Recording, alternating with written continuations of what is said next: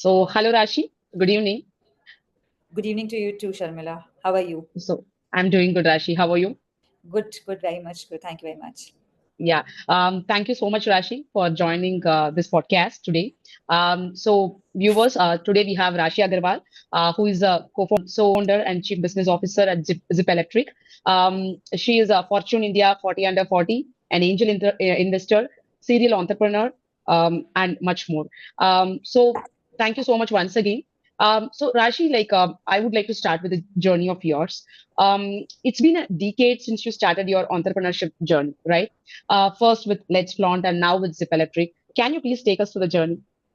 Sure, Sharmila. Thank you very much for having me here, first of all. And so, yes, it's been a decade that I'm now, working in startups. Let me just take you back to my journey and then, give you a little insight on how I ended up being here and how things happened for me. So, Sure. so I come from a hill station called Almora, right, which is Okay. based out of Uttarakhand. Give me some time, please. Which is based out of Uttarakhand, and Okay. my father is a businessman. We have a wholesale business, and he's an hotelier. And interestingly, coming from a Banya family, I have seen Mm, businesses thriving all my life. So that okay. idea, of doing a business was always there, right? But I would say that. Also coming from a Banya family, that mindset, that it is very important for girls to get married and settle down was very much in depth in the family. Mm, So, like you say, that the elders always lead your family. In my house, my grandmother was the one who used to lead the family. She was the decision maker. And being three daughters, it was always a pressure somewhere, which we always felt through our childhood, that, you mm-hmm, know, it was a liability in a way to get, us settled and, um, you know, um, uh, so that they are having decent families and they are well settled in their lives. That is the mm-hmm, only way out for a woman, for a girl, to be having a settled life in their future. So that's how mm, we have had experiences, though there was a dichotomy, that my dad was always of two opinions. One side, he always used to say that, you need to get settled down, get mm, married, and, mm, why do you have to do so much work? Just chill, ah, enjoy yourself, get into a mm, business family.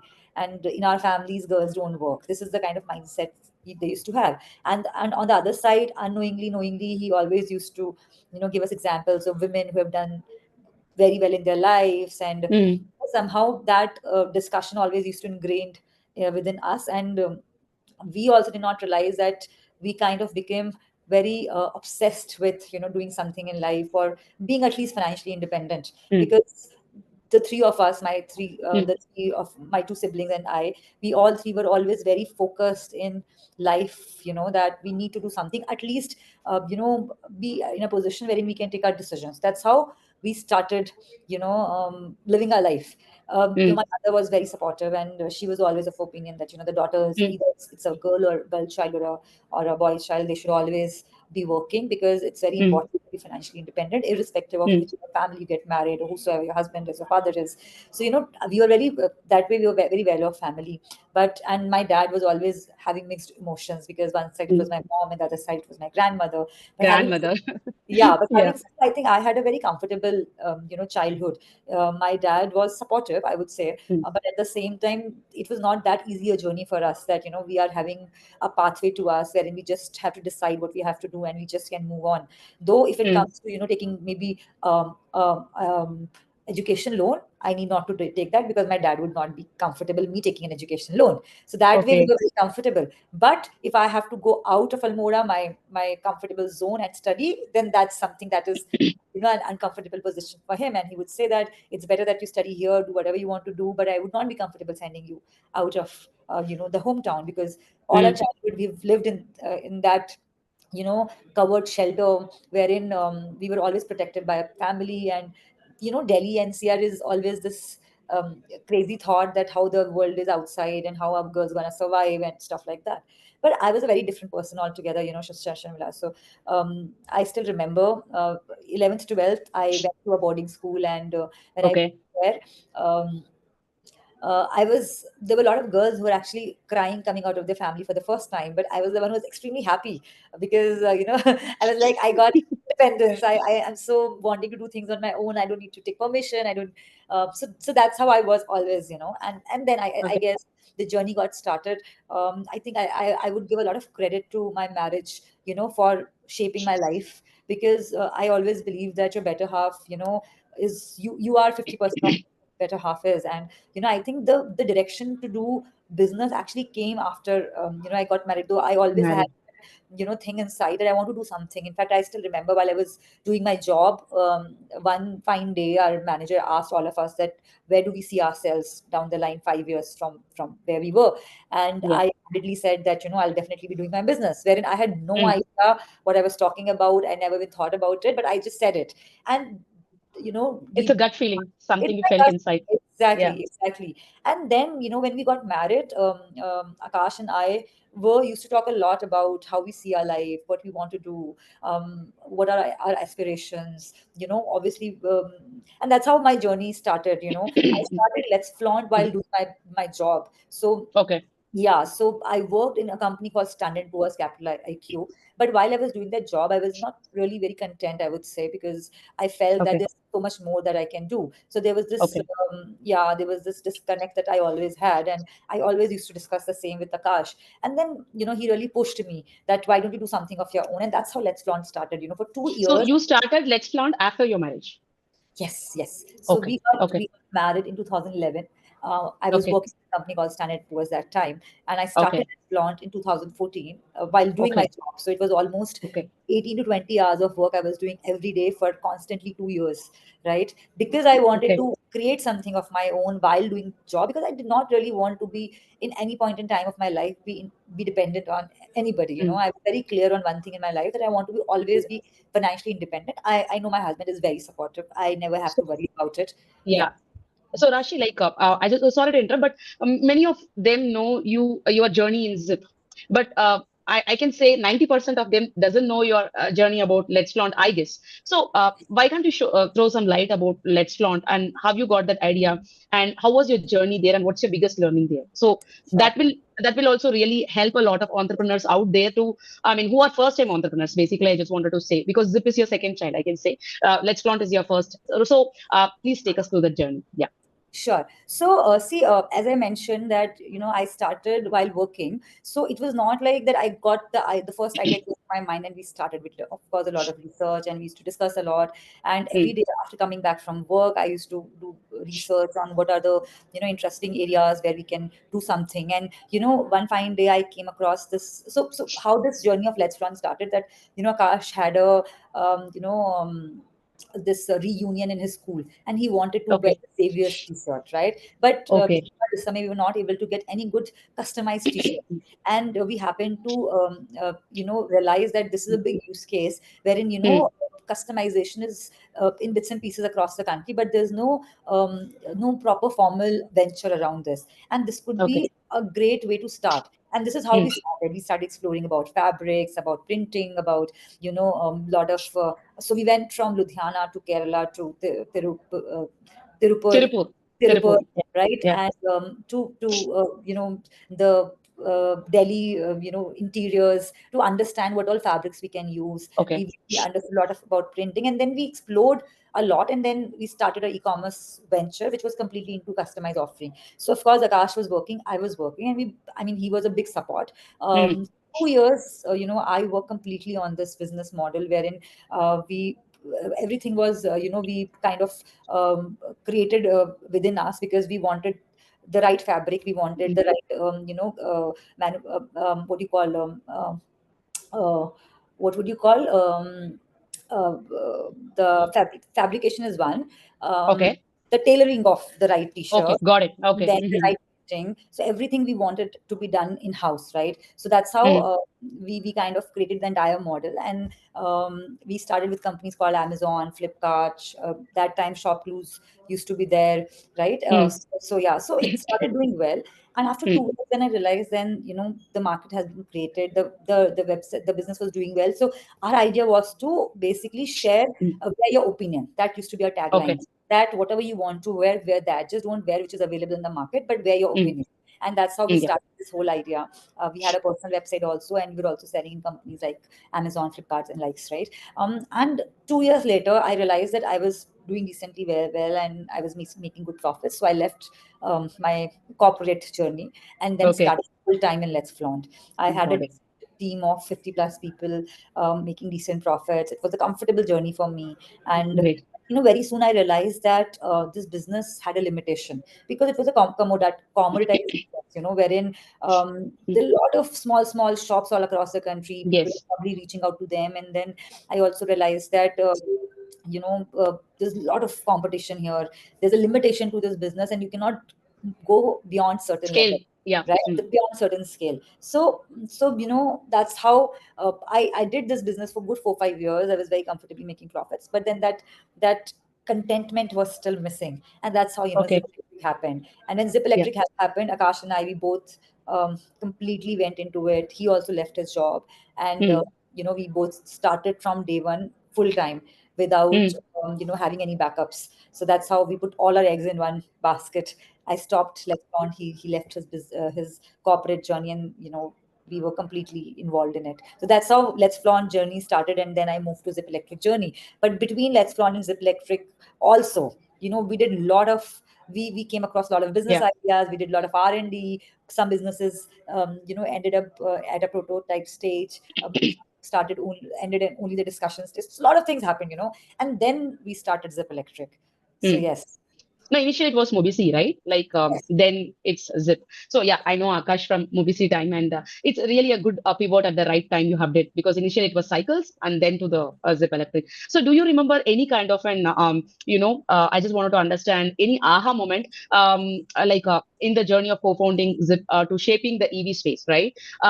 Like what was your aha moment in this entire journey? Like So, see, one of the aha moments I would say was during the time of COVID, right? okay, As you rightly said, that Zip Electric did not start with the name called Zip Electric. We started with the yeah, concept of Mobisi. So, the yeah, idea was basically to provide dockless cycles, mm, for easy commute.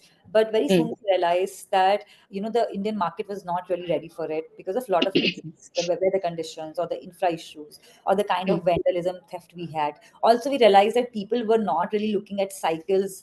They used to look down at the cycles because in India people think that using a cycle and going to the office is not very up market thing, right? So that is the yes, reason we realized that while we wanted to make it affordable and sustainable, it was not really mm, going well with the idea of making it a scalable business. So we were always, in a at a state of pivoting and understanding what would really do well for the business and how we can really scale it, make it more sustainable at the time. At the same time, it should be having the right concept, which was in depth in us, that it should be green, as the mm, concept started with. And during the time of COVID, the aha moment was when, before, just 1 month or 2 months before COVID, we started doing little bit of deliveries for okay, through our EV, through our so between cycles and the last mile delivery, we also started a business of rentals, of okay, providing rentals on EVs, right? That, so basically last mile delivery was the third pivot in our okay, business. The second pivot was on providing short term and long term rentals on the EVs mm-hmm, to anybody and everybody who has the requirement.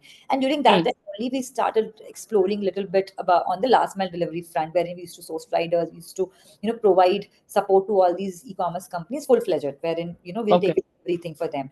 And the mm, moment was during the time of COVID, when we realized that we got massive demand all across the country. So all the mm, offline businesses, be it Spencer or Modern Bazaar or Big Bazaar or anybody of those likes, are reaching out to us, from e-commerce companies to mid-tier companies to top-tier companies. Everybody is wanting a share of Zip and wanting to work with Zip because we were doing last mile delivery, and last mile delivery was in a boom at that time. So while all yes, the yeah, businesses were, shutting down, a lot of businesses were having issues in running, and our business was like booming and growing, and we were like working 15 hours a day. I mean, we did not have time to have food. That's how we were at that point in time. But it's a good problem to solve, because yeah, unlike a lot of people who are sitting at home and not able to, spend time and did not know what to do with their time, we were actually did not have time. So the lockdowns, how they went, we did not even realize, like both the times. So I think that was one of the aha moments for me in Zip.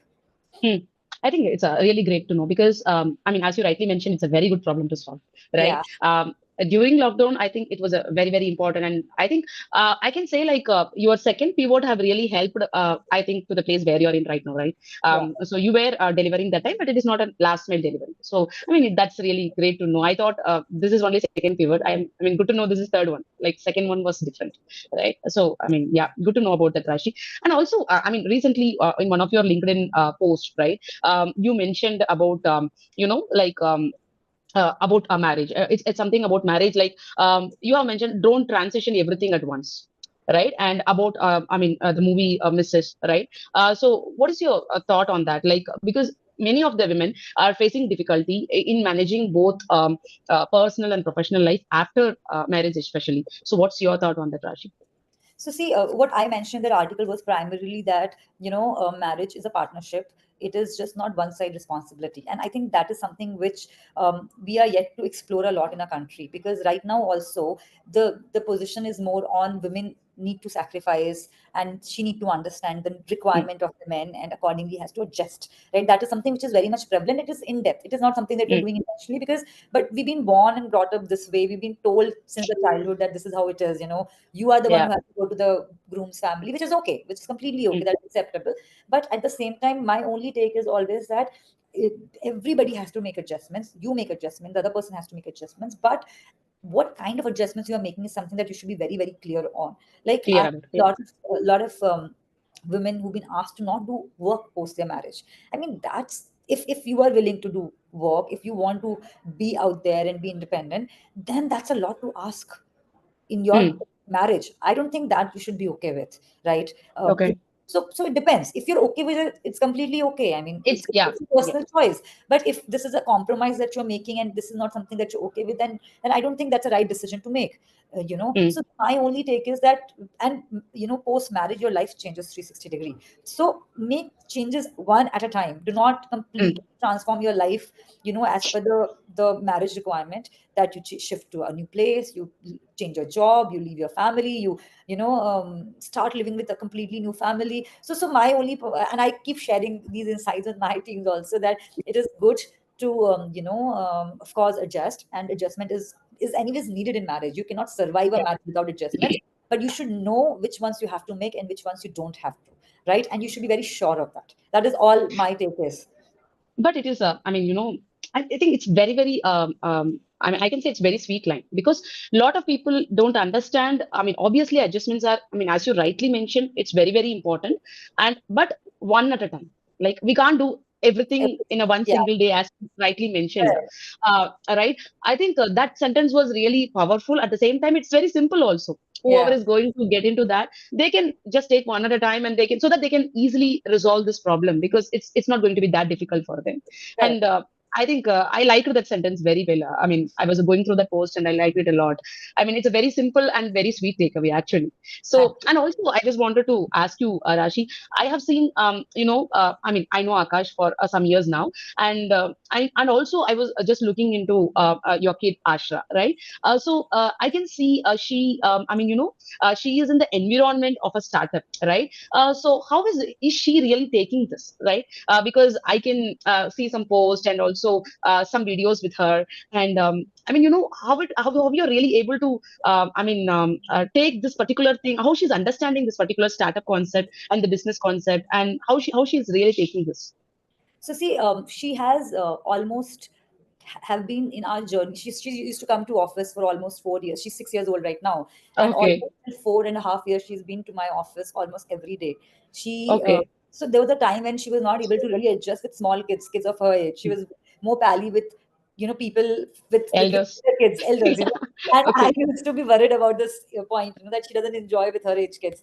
But she knows the terminology. She talks.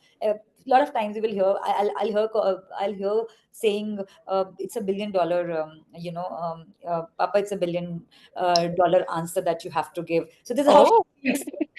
And these days kids are so smart, sometimes they surprise you Mm, so much. So I'll just give you now that you talked about her, I'll give you a very small example which just happened today morning. She's 6 years old. okay.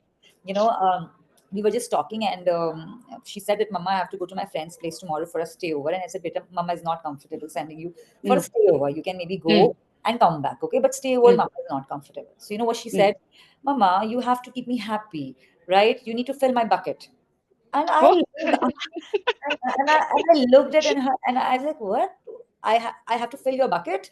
And these are the books that today we read, the five love languages, wherein this person talks about, filling each other's bucket with mm, whatever is their, value system, whatever is that is needed to fill their. And I don't know from where these kids get such poems of, I mean, it's amazing. I mean, and I was like, okay, let me think about it. So that's how she's getting, she's growing. I mean, I think, obviously whatever she wants to do is completely her choice and it's her journey. But I think, definitely she has a full exposure of, she knows what board meetings are, what meetings are, how things happen. I mean, this is something which is very new to us when we started our journey, because I come from a traditional business, right, wherein my yeah. Mm, is sitting in a shop selling cloth, and Akash's family was, Akash's dad is a doctor. We have never seen something like this, like, having a team of people, having board meetings, meeting investors. This was something, everything was very new for us. But she has mm. seen it all. A lot of times she would come in the investor calls, in between while we are having this virtual call, and then she'll just hi-fi and, you know, be a part of it. So that's how her journey be. I think it's going to be a very great learning for her, I'm right? sure. I think yes. Yeah. And like when we are talking, you mentioned, I mean, you worked for almost 14, 15 hours during the early days or during COVID also, right? So do you think that working more really mean achieving more? Not really. I mean, for Okay. me, it was the need of the hour, because Mm, I was doing two businesses. It was not about doing more work. I think it mm, is more about doing smart work. You can get a lot more than working limited for limited hours as well, right? Because mm. I was managing two businesses, I was doing 14 to 15 hours of work, and I was creating something, right? That demanded Yes. time Yes. and effort. So that is the reason I took more time. But of course, I strongly believe that, if you can find smarter ways to get your work done, please adopt them. That's the smarter thing to do anytime. So you are not a believer of 70 hours, 90 hours Not work. at all. Not at all. I Okay. believe that you really need to take good rest, because if you take good rest, then only your brain works, right? And that is very You much. get more productive actually Yeah, you when get you're having a good sleep. 100%, 100%. In Mm. fact, So I remember Akash coming from, a very, I mean, his journey been wherein he's worked for long with large multinational companies, and then, companies, wherein the startups as well. So he was always like, eating on a go and all. So I always told him that everything is important. Work is very, very important. But one thing that you need to ensure that eating your food has to be the right way, right? Having enough sleep is very, very important, because, you know, as founders, we go through a lot of stress. So to bring that balance, it is very important to take care of very basic things, at least mm, about your health. Having enough sleep, having right food, at least exercising 1 hour a day. All yeah, these things are very, very important. In fact, having a meal with a relaxed mind, just for, even if it's for 10 minutes, it's okay. But having it's that okay. meal Mm. with keeping your work aside is very, very important. So I'm a complete Recently, I have seen a post that you lifted an 25 kgs weight, something. Akash was posted in the LinkedIn. So, are you a fitness freak, by the way? Like, I just wanted to understand. Yeah, I am definitely a fitness freak. I've been Okay. exercising all my life. And I'm a very, very firm believer that the kind of lifestyles we are living, if we do not take care of our health, we're not going to go a long way. And we have to be very mindful of what we eat, what we do, how we Mm, do. Because one thing is for sure, that even if we are doing everything, this mental space is not getting relaxation. So true. it's very important that, at least you balance it out with other things. Mm. So, I mean, yeah, it's good to know because you need a proper rest to have a very productive day. And obviously, it's a balance of everything, right? So, how you take care of your fitness, your mental health is very, very important. You have to balance it in a right way. Otherwise, as you rightly mentioned, it's not going to be a long journey, right? Yeah. So, yeah, I mean, I agree with that. And also, I mean,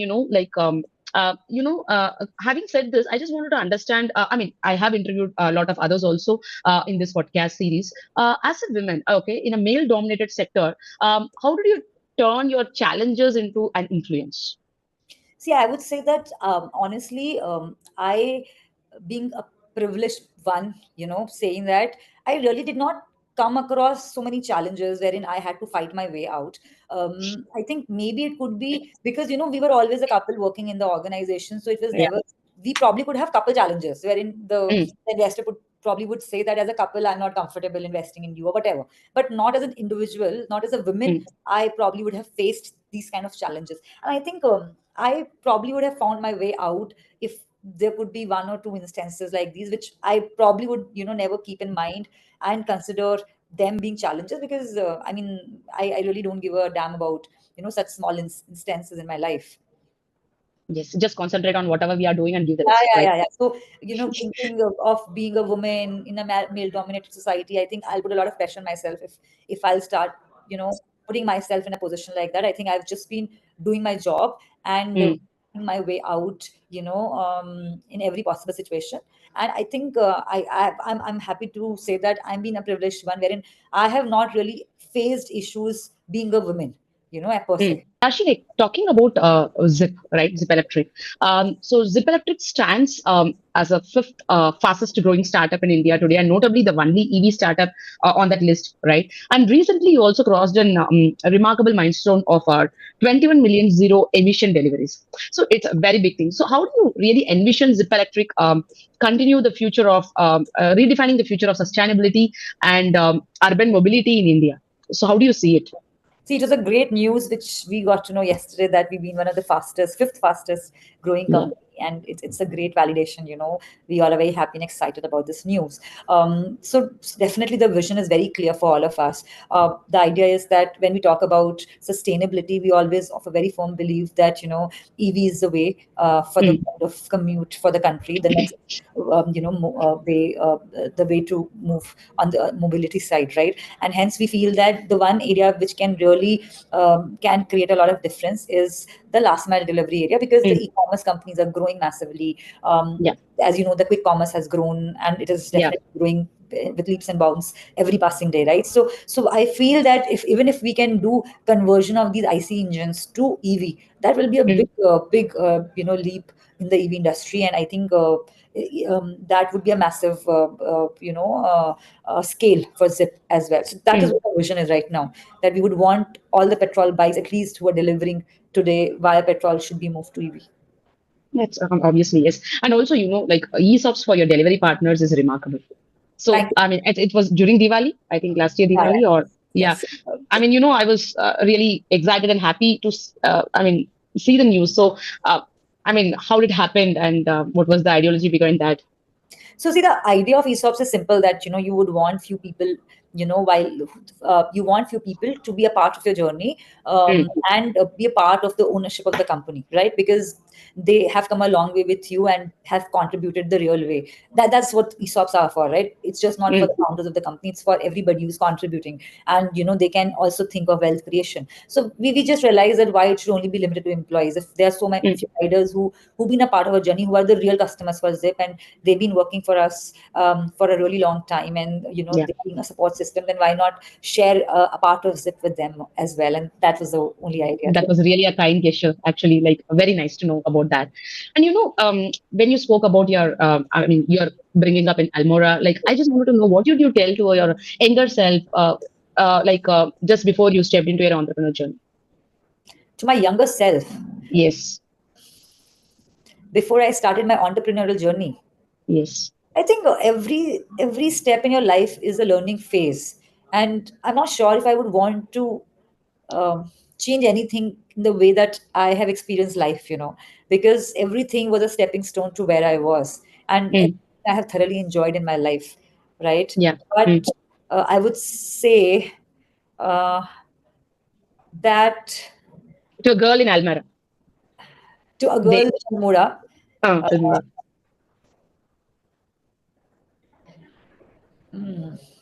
I really can't think of anything right now.